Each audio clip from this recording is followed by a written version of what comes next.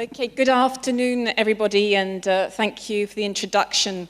So, indeed, my name's Anne Branch, and I work for the European Commission in Brussels, and I'm responsible for the European Capitals of Culture, the European Union's Culture Programme, and some other cultural initiatives.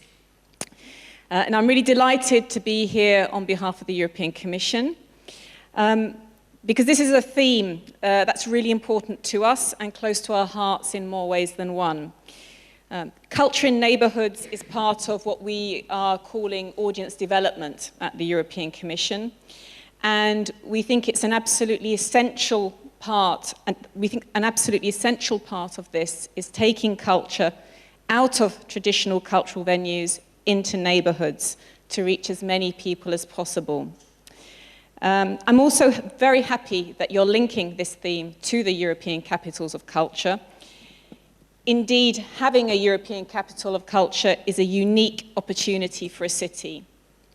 It brings tremendous prestige, and each city will never be the same again, for the better, we believe, afterwards. And especially in those cases where the city embeds it as part of a long-term strategy.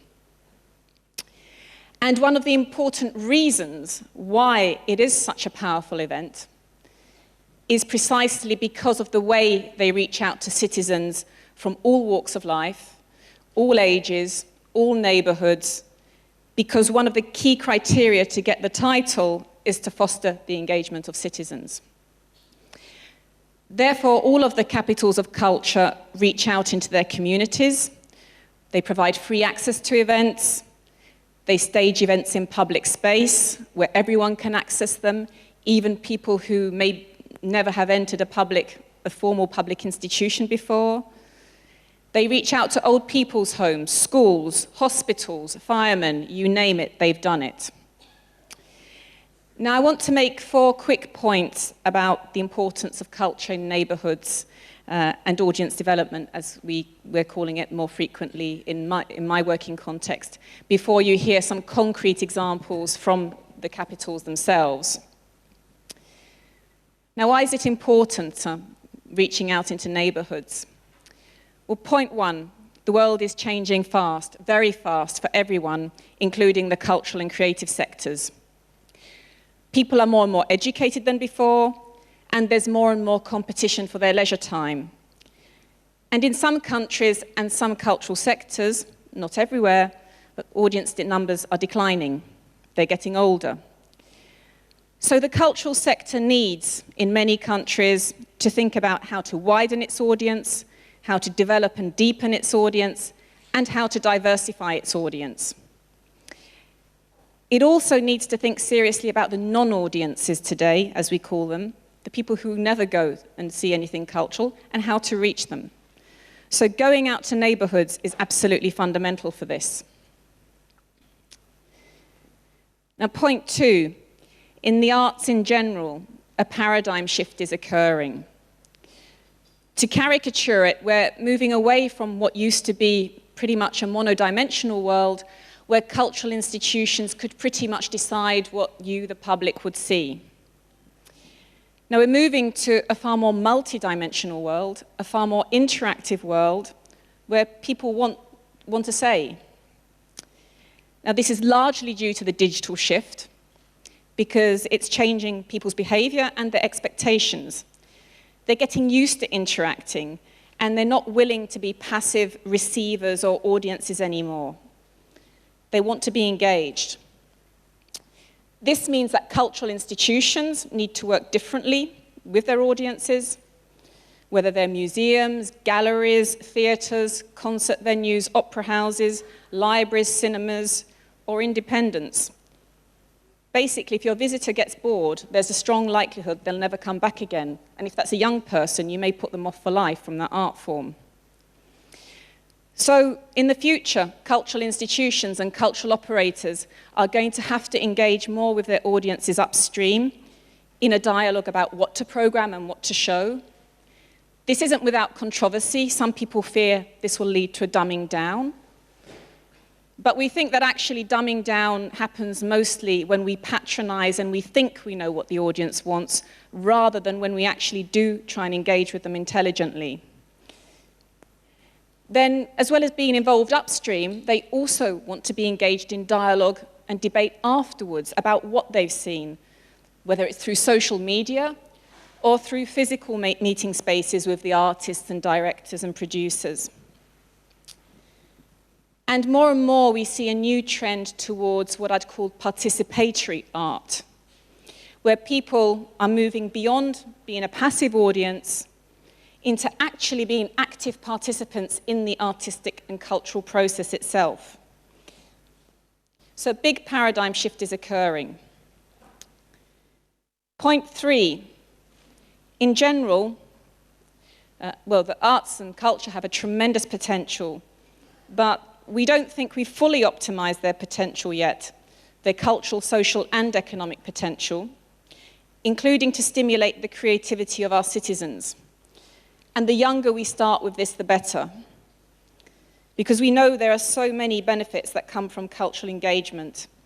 And that's why so many of the capitals of culture work with schools and young people.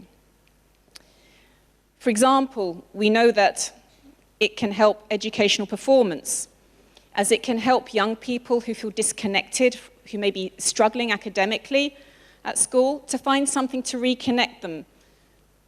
And it can help youngsters who may be in a particularly precarious situation to perhaps find alternatives to solutions than a life of drugs and petty crime.